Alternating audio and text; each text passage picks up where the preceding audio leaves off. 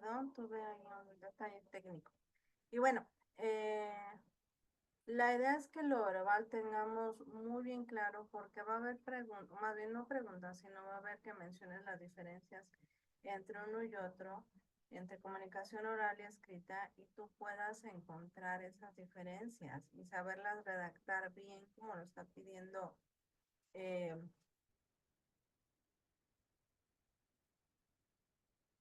como lo está pidiendo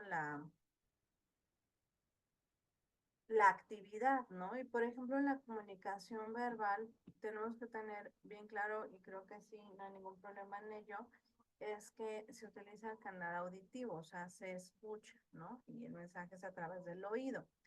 Eh, Se utilizan fonemas, que son estos sonidos que se están emitiendo en el momento que formamos palabras, oraciones y demás. Eh, el emisor puede retractarse lo que dice, bueno, esto es algo que se añade al tema, por ejemplo, en vivo tú puedes hacer, ok, me equivoqué, o está incorrecta, etcétera, ¿no? ¿Qué más? Dice, hay interacción, que es como lo que ahorita estamos viviendo, o sea, las sesiones virtuales son para esto, para que haya interacciones. La retroalimentación puede ser inmediata en ese momento. También dice aquí, la comunicación desaparece y dura eh, un rato corto. Bueno, ahorita con una grabación pues puede perdurar más tiempo, pero a diferencia del libro, pues por ejemplo, anteriormente cuando empezó a ver la impresión de libros, el primer libro impreso pues fue la Biblia. Hablamos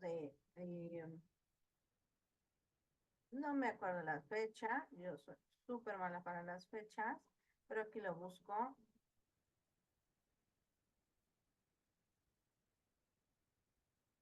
A ver si lo encuentro rapidísimo. Pues fue en el año, fue en la empresa de Gutenberg en el año de 1449. Pues imagínense, ahí no existía lo que nosotros ya tenemos como es grabar y que puede perdurar en el tiempo.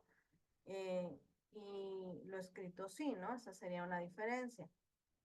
Eh, Clara, buenas noches. Si tú encuentras otra diferencia, bueno, una característica de la comunicación verbal, por favor, apóyame ya sea escribiéndolo o activando tu micrófono, por favor.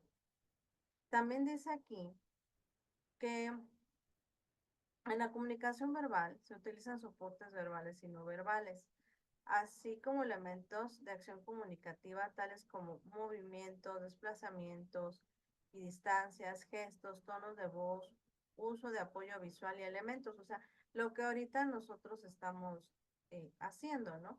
Ustedes pueden ver que, por ejemplo, muevo manos, hago gestos, más bien hago eh, diferentes tonos de voz, ¿no? Entonación, perdón, para que se identifique si hago una pregunta, etcétera, ¿no? Y apoyo visual, por ejemplo, es esta pantalla que se está compartiendo, ¿no? Eh, en la comunicación escrita también nos dice, se percibe a través de las palabras que se leen y por ende utiliza el sentido de la vista, o sea, hacemos una lectura, vemos que hay palabras y de ahí palabras, oraciones, párrafos, etcétera. Se utiliza el sentido de la vista a diferencia del verbal, y dice aquí son importantes los elementos de acentuación que darán sentido a la lectura, ¿no? Como las palabras, los signos de interrogación, las comas, etcétera. La escritura posee un mayor nivel de elaboración que la comunicación oral, pues se tiende a tener más cuidado de las palabras que se plasman. No hay una interacción instantánea entre el emisor y el receptor, ¿no? Está escrito y así está, excepto que el autor tenga una exposición de su obra y empieza a hablar de su libro, ¿no? En ese momento. Em, Existe la posibilidad de relectura, que el destinatario o lector revise las veces que necesite el documento, ¿no? Esto es, por ejemplo, los recursos que vienen escritos o que alguna información que imprimí y que necesito volver a checar. Y bueno, el soporte verbal es que la base de esta comunicación es la escritura, las palabras. Eso no implica que el texto no pueda llevar dibujos o diseños, ¿no? Entonces, en la comunicación escrita puede venir una imagen, puede venir una figura, una gráfica, etcétera. Y como aquí cabe resaltar y reforzar que es importante que se respeten toda la cuestión ortográfica para que realmente se pueda entender bien y sin dificultades lo que el autor quiere dar a conocer. Eh,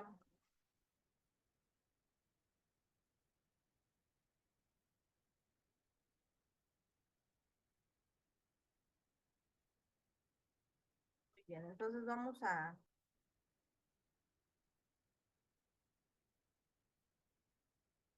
continuar. Estoy aquí escribiendo en el chat dándole la bienvenida a su compañera Clara, que me mandó aquí por mensajería un aviso. Bueno, algo que también viene en los recursos es la comunicación asertiva. Eh, si ustedes recuerdan, viene ahí en el recurso como parte de la comunicación. Y este es un tema muy interesante que algunos psicólogos lo mencionamos mucho con la finalidad de que se pueda dialogar con calma y respeto, ¿no? Por ejemplo, ahorita que pasaron las elecciones, pues no existe como este clima de cordialidad, porque había muchas diferencias de opiniones por el tema de los candidatos, los partidos, etcétera, ¿no? Pero si nosotros usáramos esta comunicación, podríamos tener este intercambio de ideas sin ofender. A mí, por ejemplo, lo que yo noté mucho de memes, publicaciones que ponían mis conocidos, pues era que luego era la ofensa, ¿no? Hasta incluso palabras antisonantes, como se dice, o etiquetar personas, ¿no? Etiquetar personas es con esto que se fifí, chairos y demás, ignorantes, etcétera. Entonces yo dije, ok, esto no es nada asertivo. Creo que todos, y es muy válido que todos tengamos diferencias de opiniones, somos humanos, somos somos o nos, ¿cómo se dice? A diferencia de de los animales, también pertenecemos al reino animal, pero no sé, ¿no? Pues somos los pensantes, ¿no? Y entonces no estamos utilizando el pensamiento ni la asertividad, sino para decir las cosas como es correcto decirlas sin herir a los demás, ¿no? Entonces, creo que esta es una herramienta muy importante y básica en la comunicación porque nos ayuda mucho a expresar lo que sientes, o sea, nuestras emociones son válidas, nuestros sentimientos también son válidos, no hay que oprimirlas. Por ejemplo, sale como una película que se llama Intensamente dos y habla mucho acerca de las emociones, porque son válidas. O sea, lo incorrecto es no ser válida una emoción, por ejemplo, como el enojo, la tristeza, ¿no? Es algo muy natural en nuestro cuerpo. Es las emociones que luego, al momento que nacemos, surgen. Ustedes no me podrán negar que un bebé lo que nace llorando y llora porque quiere leche o que quiere comer, no sé, ¿no? Y se enoja como primer contacto de emoción porque se frustra, porque no sabe expresarse, no sabe decir quiero leche o quítame el pañal, ¿no? Hasta que ya después, o quiero ese juguete que está ahí. Si tú me lo quitas, me voy a, me voy a enojar, ¿no? Entonces, las emociones son válidas, son necesarias en nuestro cuerpo, nosotros como seres humanos, y nos va a ayudar a expresar cómo nos sentimos. Lo que también es la comunicación asertiva es manifestar lo que piensas. No te quedes callado, eso es importante. No desvalides tu pensamiento o no lo reprimas, ¿no? Y el tercer punto dice, di lo que quieras que suceda. O sea, ya lo tienes presente, lo sientes, pues ahora quiero que suceda esto. Pero la idea es que no agredamos, no cedamos en todo momento, que sepamos manejar el sí y el no adecuadamente, que digamos, no, no quiero ir porque mira, ¿no? Esto es lo que siento, esto es lo que voy a hacer, etcétera. Y por ejemplo, eso está muy ligado a ahorita que somos estudiantes. Va a haber momentos en nuestra etapa de estudiantes, o por ejemplo, pues dependiendo cómo organizaste tu semana, desde que te levantas hasta que te duermes, y el tiempo que destinas para tu estudio, ¿no? Y voy a esto con un ejemplo personal. Cuando estudiaba, eh, cuando estudiaba la licenciatura, por así decirlo, pues trabajaba y estudiaba, pero realmente pues, nada más me dedicaba a mí, no tenía yo familia, no estaba casada, no tenía esas responsabilidades, ¿no? Que lleva una casa. O sea, estaba en casa de mis padres y hacía lo mínimo, ¿no? Y y ahora que estudié el posgrado, pues todo cambió porque ya tenía que, bueno, la maestría pues ya tenía una casa, tenía un trabajo, tenía mil cosas que hacer, o sea, dos trabajos, eh, una casa, ¿no? Familia y demás. Y entonces, pues había momentos en que, pues uno de nuestros ámbitos es la parte de la sociabilidad. O sea, había momentos que tenía que decir, "Ay, no, si voy a esa reunión, no voy a hacer mi tarea, porque realmente pues, también trabajaba en la semana mis actividades, pero el día que yo le hacía más empeño en las actividades de la maestría, pues era viernes, sábado, porque yo ya el sábado estaba entregando en la madrugada, ¿no? Pero, decían, entonces tenía que hacer uso de la comunicación asertiva, es decir, en este momento no me será posible ir, gracias por la invitación. Y viene esto de la comunicación asertiva porque va a llegar esos momentos en que tal vez tengas que decir, no podré asistir, no puedo tomar ese compromiso porque tengo estas prioridades. Y también porque nuestra comunicación es virtual, no estamos físicamente, entonces tendremos que mandar un chat, un mensaje por ejemplo, una servidora para decirme, esto me está sucediendo, con mi actividad no lo estoy entendiendo, y entonces plantees tu duda para que te pueda orientar, de manera que esa duda sea clara, ¿no? Tenga los puntos importantes de lo que quieres que se aborde y yo pueda apoyarte. Porque si tú te comunicas de una manera que esté todo confuso, que esté mal planteada tu duda, pues será más complejo la parte de la comunicación. Y de eso se trata. Y claro, añadimos reglas de etiqueta, que es algo que ustedes empezaron a ver desde que se inscribieron a prepa en línea, que son normas de comunicación con base a respeto, porque estamos en un modelo en línea.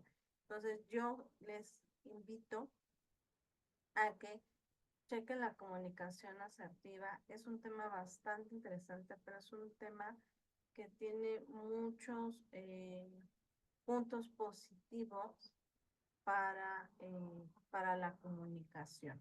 ¿De acuerdo? Y bueno, avanzando en este tema de comunicación, ¿por qué es importante la comunicación? Bueno, porque es nuestra necesidad, ¿no? Les decía, desde que nace el niño o incluso en el vientre de la madre, el bebé está comunicándose, ¿no? Moviéndose, entonces, está haciendo esto, aquello, ¿no? Eh, o ya cuando nace, pues tiene hambre, tiene cólico, no sé, es un ejemplo. Después dice, facilita la coordinación y fluidez en las relaciones, genera un buen ambiente porque a medida que nosotros nos comunicamos, bueno, pues hay una forma en que todos podemos estar trabajando cordialmente.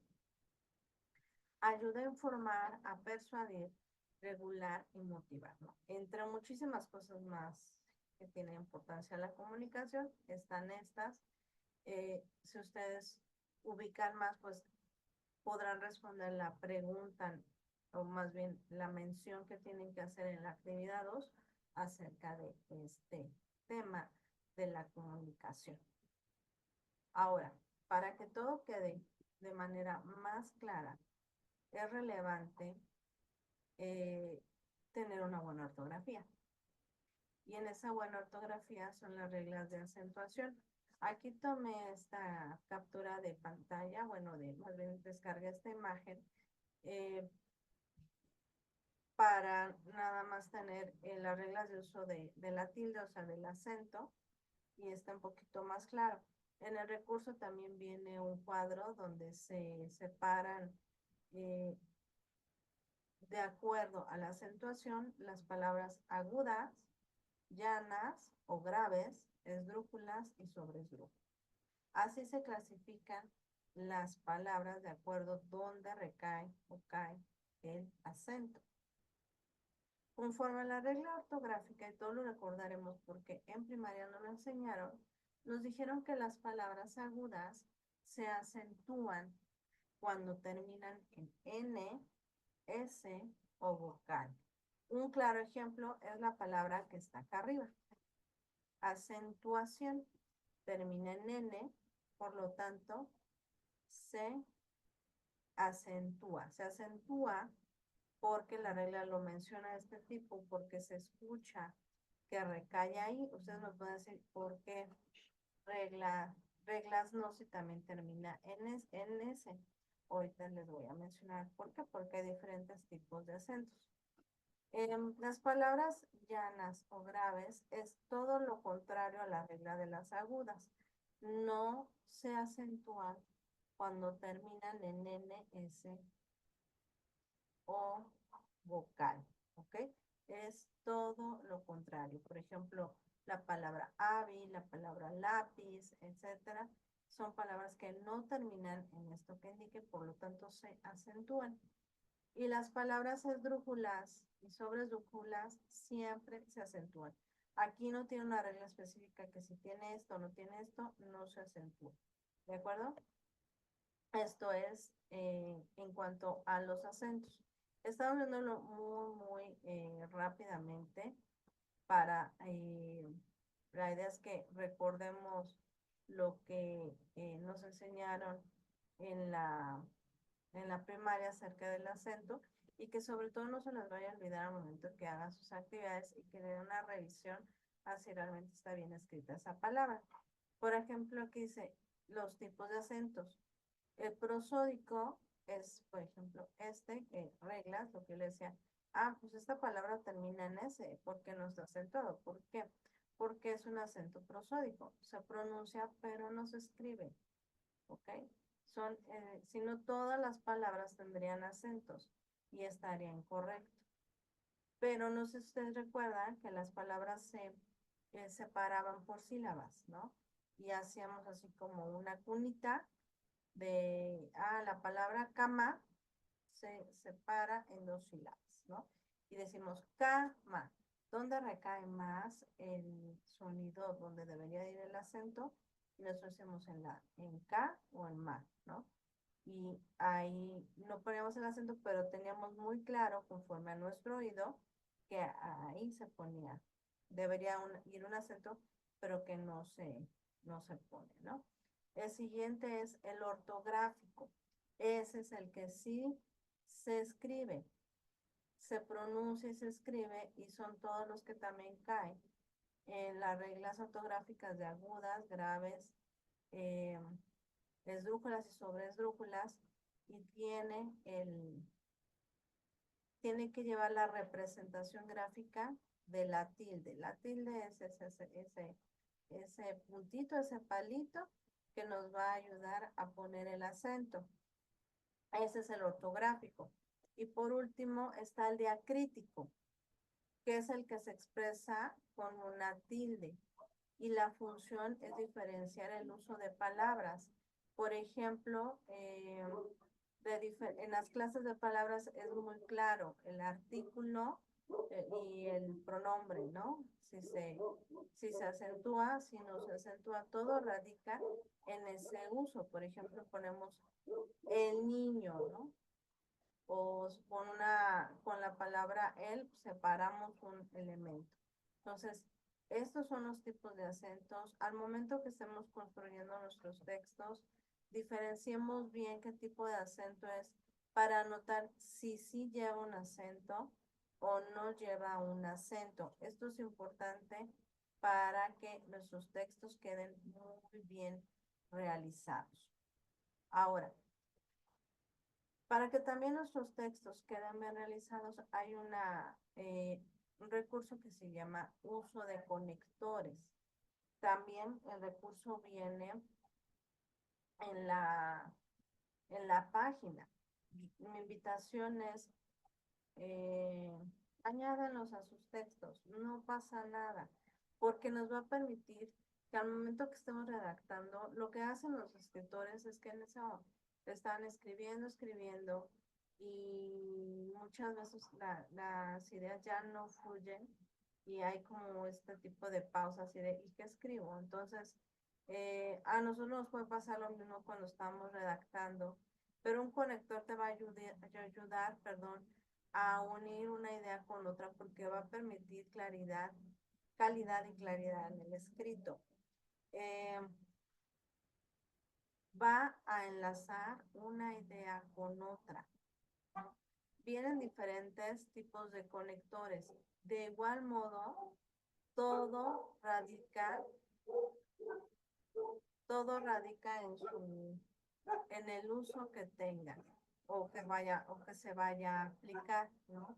Ahorita, afortunadamente, bueno, antes era revisar en un libro esta información, pero lo puedes poner en el buscador. Para eso nos ayuda mucho Internet, para hacer nuestro apoyo de aprendizaje, porque cualquier cosa que nosotros querramos consultar, ahí viene. Entonces, bueno, ¿qué tipo de conector me puede ayudar para esto? ¿Cómo se usan? Y por ejemplo, en esta imagen ustedes pueden ver que hay diferentes tipos. Hay desde conectores que nos van a ayudar de adición, conectores que nos van a ayudar en la parte de oposición, causativos, temporales, de ejemplificación y de énfasis. Todos son muy distintos, pero todo va a radicar en el uso que nosotros le queramos dar al momento que estamos haciendo nuestro texto. Si yo quiero dar un ejemplo, pues utilizo a estos de acá. Si yo quiero hacer énfasis en algo, en esa parte particular, aquí está, ¿no? Si yo quiero hablar algo que tenga de oposición, estoy hablando sobre un tema, me piden, no sé, no, acerca ¿no? de la selección mexicana, que creo acaba de jugar y que no le fue bien, entonces podría utilizar esta parte de oposición, ¿no? Para unir una idea con otra, pero que esté en ideas opuestas. Úsenlos, de veras. El texto cambia muchísimo cuando ustedes los emplean.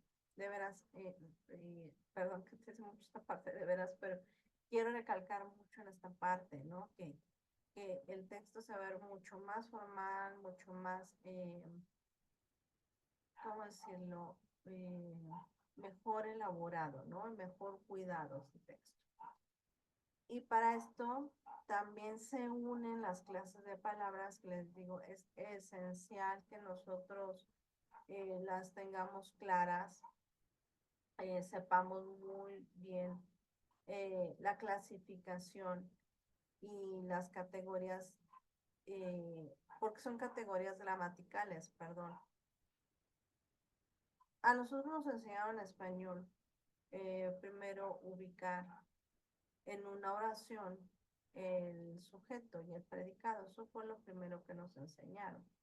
Y ya después de ahí se fue añadiendo el verbo, etcétera, etcétera, etcétera, ¿no? Pero para eso tenemos que tener muy claro saber qué es un sustantivo, qué es un adjetivo, qué es una interjección, etcétera, para poderlo identificar claramente.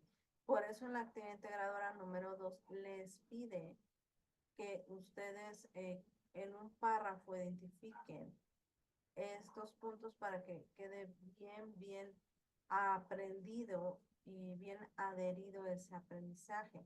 Porque al momento que construimos textos, pues estamos manejando clases de palabras y muchas veces confundimos uno con otro.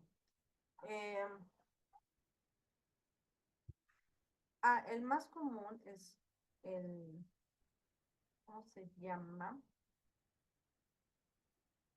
Aquí lo voy a poner. El más común es esta palabra que es hay. Muchos ponen hay para señalar un lugar y eso es incorrecto. Hay es una interjección, ujú, que quiere decir que expresa el estado de ánimo. O sea, ay, eso sería, ay, me dolió, ay, me quemé, ay, me espanté. Ese sería. Y ahí es para ubicar un lugar, ¿no? Y es un adverbio y muchas veces los confunden cuando están escribiendo. Espero que sí me capten la idea, que es la finalidad, bueno, que como final tiene que ustedes no confundan palabras para querer expresar algo, ¿no? Por eso les digo, lo más común a veces es eh, confundir las de interjección con los adverbios. Muchas veces lo más común. Aquí yo puse un ejemplo. Mi sustantivo sería eh, gato, el artículo sería el pronombre sería el anda, y así vamos nosotros haciendo eh, nuestro párrafo, ¿no? Que nos están pidiendo. Yo acá en esta imagen, perdón, bueno, sí, en esta diapositiva hice un párrafo que contiene las clases de palabras que fueron solicitadas para hacer la actividad. Yo la hice tomando en cuenta, como dice ahí, una experiencia, ¿no? Que dices, por ejemplo, estás haciendo tu historia y recordaste una anécdota, ¿no? Con tu hermana, tu prima, tu amiga, etcétera, y que te hizo recordar algo positivo. Por ejemplo, yo puse este párrafo y dice, Aurora, Aurora sería el pronombre, compró sería el verbo, tres manzanas, que sería el sustantivo, al igual que tienda, cuidadosamente. A la tienda pequeña, que sería adjetivo, eh, es que se pone aquí, con, y es una preposición, una, que es el artículo, canasta, y luego exclamó, vaya, ese día fue muy feliz para mí porque tuvimos un lindo día que me hizo recordar mi infancia. De eso se trata cuando estén haciendo su texto, que puedan identificar claramente las clases de palabras y lo vayan poniendo con los colores solicitados. Si ustedes se dan cuenta, no son todas las clases de palabras las que tienen que identificar, son algunas clases de palabras. ¿Ok? Entonces, para que ustedes lo vayan realizando. Ella casi eh, Para concluir, algo importante que también hay que tocar es el proyecto de vida. Hay que tenerlo muy en cuenta porque lo vas a trabajar esta semana, lo vas a trabajar la semana 4 y por supuesto toda tu vida, porque es algo muy favorable para tu futuro, para construir tu futuro. En este se incluye, como dice en aquí en este apartado, dice, pues vienen en una persona, viene incluida su historia de vida, sus ilusiones, sus deseos, sus expectativas individuales, sus compromisos, esfuerzo, constancia, etcétera, para lograr algo, ¿no?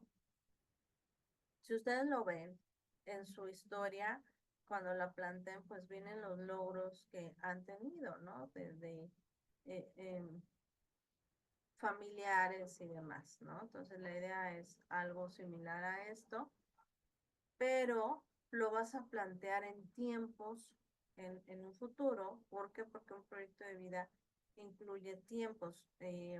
Obviamente si dijéramos, quiero comprarme una casa, pues ojalá tuviéramos el dinero y mañana la comprábamos, ¿no? No es así, sino tenemos que proyectarlo en un futuro, pero en cierto determinado tiempo para poderlo alcanzar. Después dice aquí que la idea también del proyecto de vida es abordar los ámbitos en los cuales estamos incluidos. Esto será lo educativo, lo laboral, lo económico, lo emocional, etcétera, ¿no? Por eso la invitación está a que leas el recurso para que tengas bien claro qué es el proyecto de vida y esos ámbitos que te están pidiendo que plantees en tu trabajo y no respondas cosas que eh, pues no son la información adecuada. Aquí hay 7 ámbitos. Hay autores que manejan 5, otros 7. Eh, pues ya ustedes elegirán. Pero en esos 7 ámbitos, en la actividad harán 4, si no mal recuerdo, y posteriormente ya en su proyecto integrador harán los 7, pero les digo, tengan muy en cuenta qué es, y ahorita lo vamos a ver. Por ejemplo, en empleo, se considerarás el papel del trabajador, si tu plan de trabajo es compatible con tus estudios o si existe la posibilidad de emprender un proyecto laboral. O sea, por ejemplo, si te gusta tu trabajo y estás a gusto ahí, te brinda lo que necesitas, etcétera, etcétera, no tienes ahorita aspiraciones a cambiar de trabajo, pues se queda así, ¿no? Sino simplemente mantenerlo y estar bien.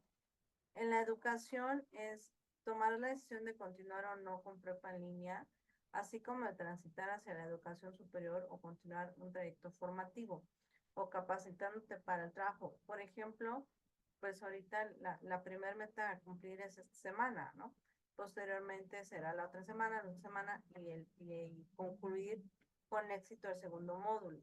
Después serán acreditar todos los módulos que vienen para concluir la preparatoria, pero también en eso puedes estar estudiando, no sé, ¿no? Un curso de inglés, un curso de Excel, etcétera, ¿no?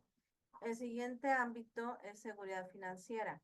Y dice aquí, reflexionará sobre la importancia del ahorro para el futuro, ya sea por cuenta propia, o sea, bancos o vía los fondos de ahorro y pensiones, de tal manera que puedas establecer un mínimo de seguridad económica para la vejez.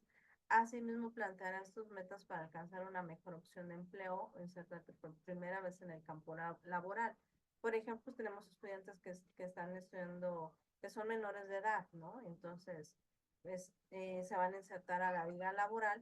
O bien, por ejemplo, puede ser, ¿no? En esta parte de los ahorros, no sé si ustedes ubican que hace tiempo salió un video de una pareja que ahorró dinero metiendo monedas de 5 y 10 pesos en garrafones y que juntó no sé cuánta cantidad en un año, ¿no? Entonces, la idea es así que tengamos ahorros para los imprevistos que pudiera ser que siempre salen, un imprevisto y no tambalee tus anhelos ni tus metas, sino que es bueno, tengo este colchoncito.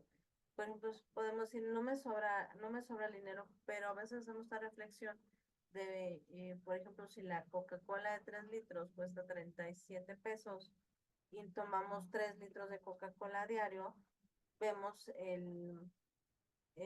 las ventajas y desventajas de tomar tanta Coca-Cola diario. Digo, yo soy amante de la Coca-Cola, me encanta tomar Coca-Cola, pero pues también digo, ok, 37 pesos diarios multiplicados por 7 por un mes, etcétera, etcétera, pues sí va siendo una buena lana, ¿no? Entonces igual podemos recordar de 3 litros a menos y ahí ahorrar esos 7 pesos, ¿no? 7 pesos diarios multiplicados por un mes, por un año, pues ya es una cantidad importante. Sería interesante hacer el ejercicio, ¿no? Por ejemplo, 7 por 7 son 49, por 4 4 semanas más o menos, por 12 pues ya estamos ahorrando alrededor de 2,352 pesos. Que digo, nada más nos cae, ¿no? Para cualquier emergencia. Son ejemplos que ahorita se me ocurren, ¿no? Vida Independiente también habla acerca de analizar las consecuencias de tomar la decisión de vivir en el mismo hogar con o sea, la cuestión de quizá buscar una casa propia o hacerle modificación, no sé, ¿no? A esa casa. Familias y relaciones sociales, dentro de tus planes está consolidar una familia, o en este caso de que ya la tengas, plantear cómo puedes ser parte de una comunidad ejerciendo tus derechos y cumpliendo tus obligaciones. Y este siguiente responsabilidad social que muchos contestan algo que no tiene nada que ver es tu participación activa en tu comunidad, ¿no? Ejerciendo tus derechos, presentación de alternativas. Por ejemplo, el tema del calentamiento global es muy delicado. Este calor que tenemos es atípico, es fuera de lo normal. Por ejemplo, me estaban platicando que el clima de la Ciudad de México hace años era 20 grados y ahorita estamos a 30, 34 grados, o sea, es temperatura que jamás había existido en el país. Solamente hace años se había roto, pero un día tenemos diario y a ver hasta cuándo se calma el sol, ¿no? Entonces, también hacer acciones que ayuden a esta parte de responsabilidad social. Y por último está tiempo libre y ocio, y es disfrutar de una o varias maneras eh, que incluya la parte cultural, la de ocio, etcétera, en familia o en pareja o incluso solo, ¿no? Por ejemplo, ir a obras de teatro, ir a algún parque, eh, no sé, jugar en casa, ¿no? Alguna actividad que incluya a todos. Y ese es el proyecto de vida. Es importante siempre hacer este autoanálisis de quién soy, empezar a quitar esas capas que tiene que como una cebollita y empezar a saber qué imagen tengo de mí, cómo está, cómo los demás también me perciben, no para que te sientas mal, sino porque hay muchas percepciones que pueden ser engañosas de uno mismo y que pueden perjudicar nuestra forma de vernos, ¿no? Y nuestra autoestima. Y nuestra autoestima se compone de varios factores y en una de esas es la autoimagen, el autoconocimiento, etcétera. Mucho por eso trabajarás la parte emocional y personal para continuar favoreciendo en esto. Por eso se los mencionaba en la primera sesión, vas a estar reforzando mucho o vas a estar trabajando mucho la parte personal. Ábrete para que tengas una mejor forma de conocerte. Y bueno, sería ya todo por la sesión. Se va a acabar el tiempo del Zoom. Y recuerden que se cierra la plataforma el 9 de junio, 23:59 horas, para que tengan en cuenta el tiempo, entreguen eh, eh, sin dificultades. Si hay alguna situación en particular, escríbeme, yo con mucho gusto para apoyarte. leerte y orientarte en la inquietud que tú tengas. Y bueno, pues les deseo un excelente fin de semana. Cuídense mucho, que les vaya muy, muy bien, mucho éxito en sus actividades. Lean bien las indicaciones, estudien mucho para que tengan muy buena resolución en sus actividades integradoras y calificación. ¿Ok? Cuídense mucho. Hasta luego. Bye.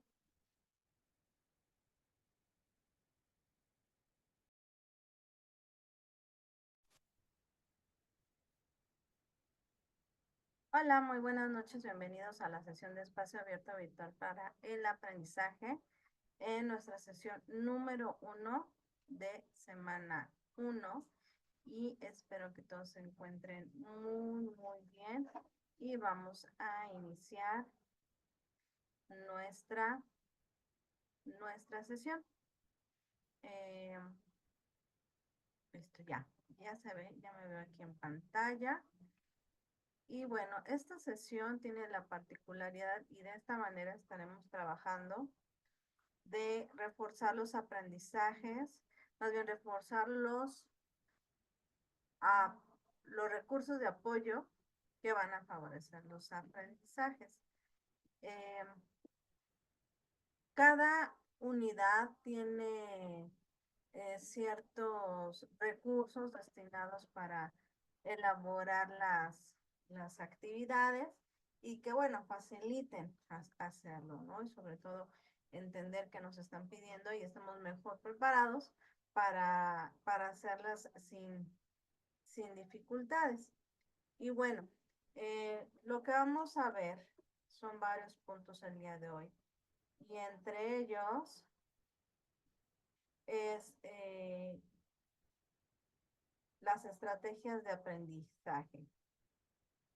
Esto es una herramienta importante y es esencial que ustedes eh, adopten una estrategia eh, para que les sea mucho más ágil la forma de adquirir conocimiento, ¿no? Que esta parte, por ejemplo, no sé si ustedes a sus hijos les preguntan, ¿qué viste hoy? ¿No? Que en matemáticas, qué viste el día de hoy? Y te podrá decir, ¿no? Que vio tales operaciones, o de plano podrá decirte, no, no me acuerdo, o lo podrás ver eh, con mayor exactitud al momento que está haciendo la tarea, ¿no? Que realmente ahí es una forma de evaluar si realmente aprendió o no aprendió o hace falta reforzar, ¿no? En algunos puntos de los temas que esté haciendo. Y las estrategias son estas, nos ayudan a poder recuperar la información más fácilmente, porque muchas veces para un examen lo que se hace es estar tratando de memorizar toda la información para que al momento que esté resolviendo cada punto perdón, que ahorita ahí el ojo, pero no sé, algo se me metió, este, creemos que la memoria nos va a hacer una muy buena jugada para poder recordar todo el examen, contestarlo bien y demás, y muchas veces no es así. Llegas al examen y parece que se apretó un botón y todo se borró, ¿no? Entonces, nos damos cuenta que esa estrategia tomada por parte de la memorización no fue la más adecuada. Por lo tanto, las estrategias tienen que ser lo más eh, apegado a como somos.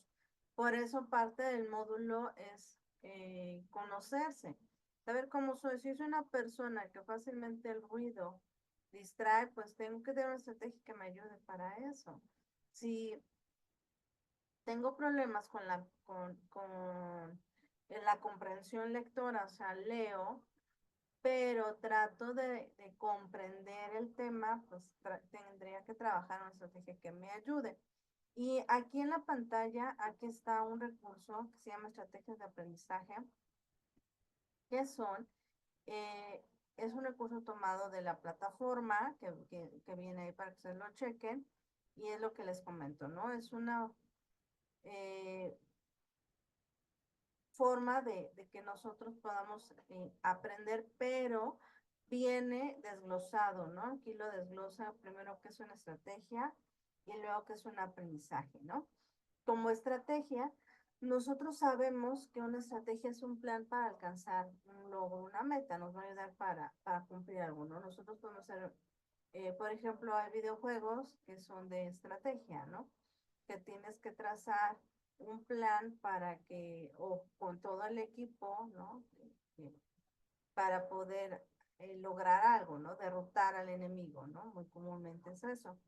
El otro sería, si a eso le sumas aprendizaje, es la adquisición del conocimiento sobre algo por medio del estudio, el ejercicio o la experiencia, algo que aprendemos, por ejemplo, aprendemos a conducir un auto, a andar en bicicleta, a sumar, a leer, etcétera, ¿no?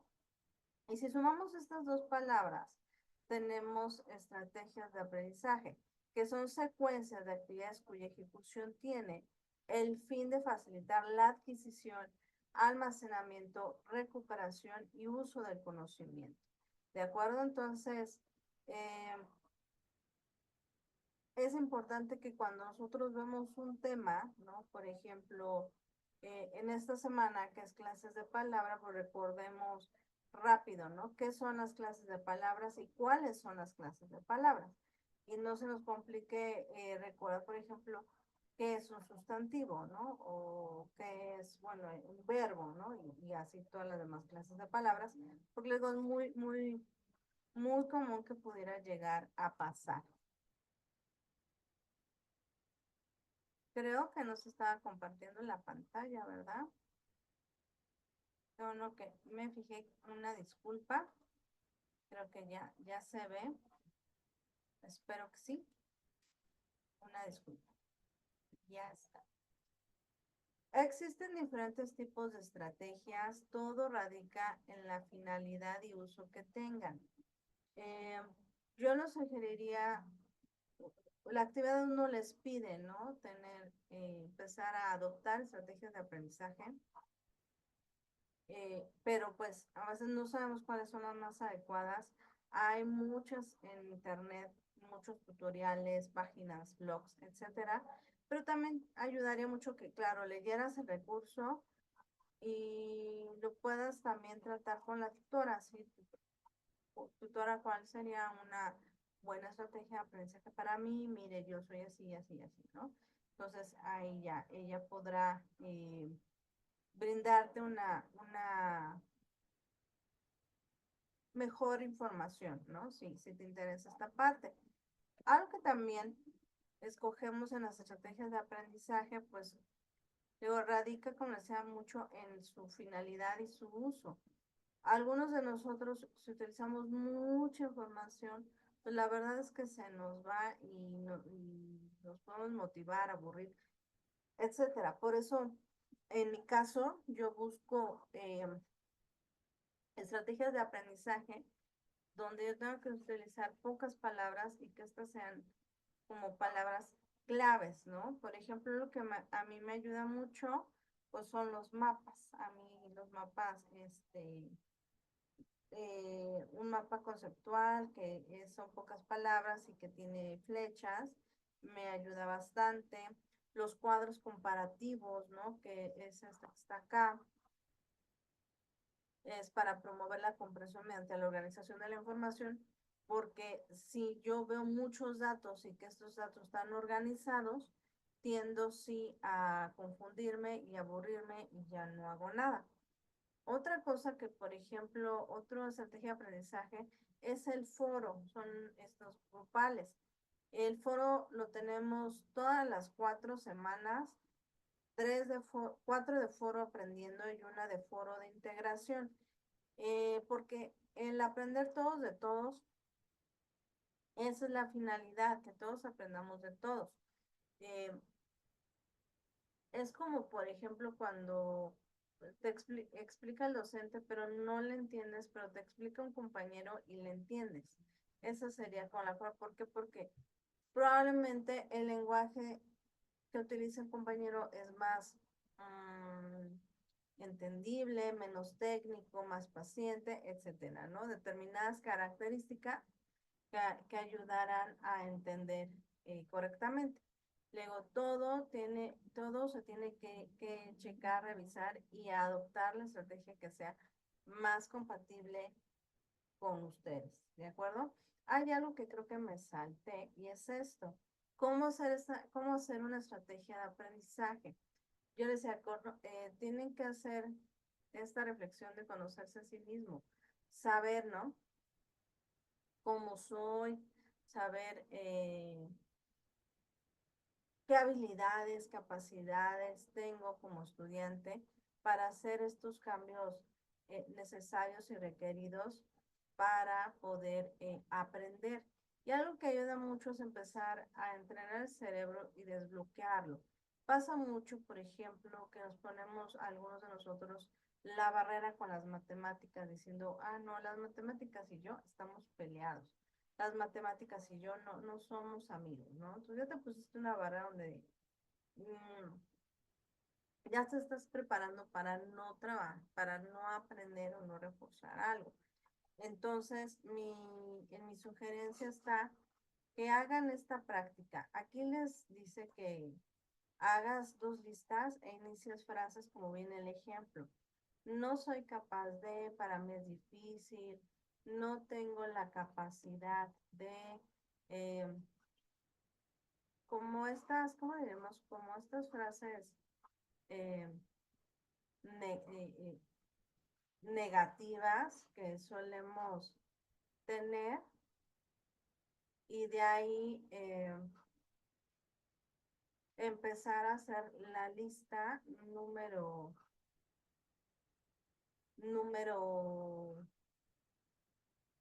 2, que la número 2 dice, analiza la primera lista y piensa que puedes hacer para superar esto, de lo que no te sientes capaz o se te dificulta. Entonces, por ejemplo, no soy capaz de aprenderme los ejercicios de matemáticas, por ejemplo. Bueno, le vas a poner lo positivo. Soy capaz de aprender los ejercicios de matemáticas. Todos somos capaces de hacer muchas cosas. Tal vez algunos tendrán más fortalecimiento en ello que otros, pero todos somos capaces de hacerlo. Después dice que taches esas frases negativas que tú estás identificando y te quedas con lo positivo. Muchas barreras como estudiante es el propio pensamiento. Sí habrá cuestiones de tiempo, sí habrá cuestiones de economía, tecnológicas, lo que ustedes quieran, pero muchas veces hay algo que se llama autosabotaje y es que uno mismo se empieza a poner no piedritas, sino piedrotas en el camino y entonces va siendo más complicado y más complicado el proceso de estudiar porque uno mismo se va comprando la idea de no puedo, no puedo, no puedo, cuando realmente pues no es así, ¿no? Hay un efecto mayormente positivo al momento que estamos estudiando. Esto es por parte de las estrategias de aprendizaje. Yo les invito a que exploren a mayor profundidad cuáles son y que tengan y adopten la que más les sea, perdón, favorable para su proceso de estudio. O sea, el estudio no debe de ser algo pesado, tedioso, difícil, que digas, esto está muy complicado. Obviamente, pues ciertas actividades tendrán su grado de dificultad, llevarán mayor tiempo o consumo, ¿no? En hacer la actividad, pero no se trata de que sea ¿cómo se dice? Que genere cuestiones negativas, ¿no? No sé, pesadez, ¿no? Desgano, no, tiene que ser todo lo contrario, algo motivante, porque el estudio siempre nos brindará cuestiones positivas y nos va a brindar un mejor futuro, una mejor percepción de lo que pasa, ¿no? Y el otro tema que vamos a ver son las diferencias entre comunicación oral y escrita. Algo que tiene en particular el módulo es hablar mucho acerca de la comunicación oral y escrita. vas a trabajar una actividad por semana grabando un audio o un video. Entonces, tienes que tener muy clara estas diferencias. ¿Qué es lo escrito y qué es lo oral?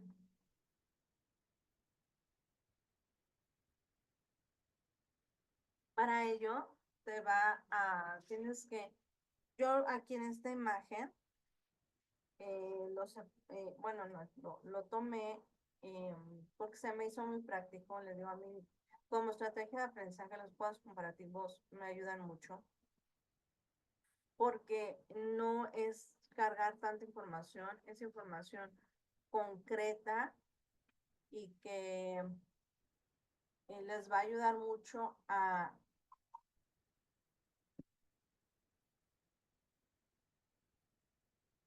poder identificar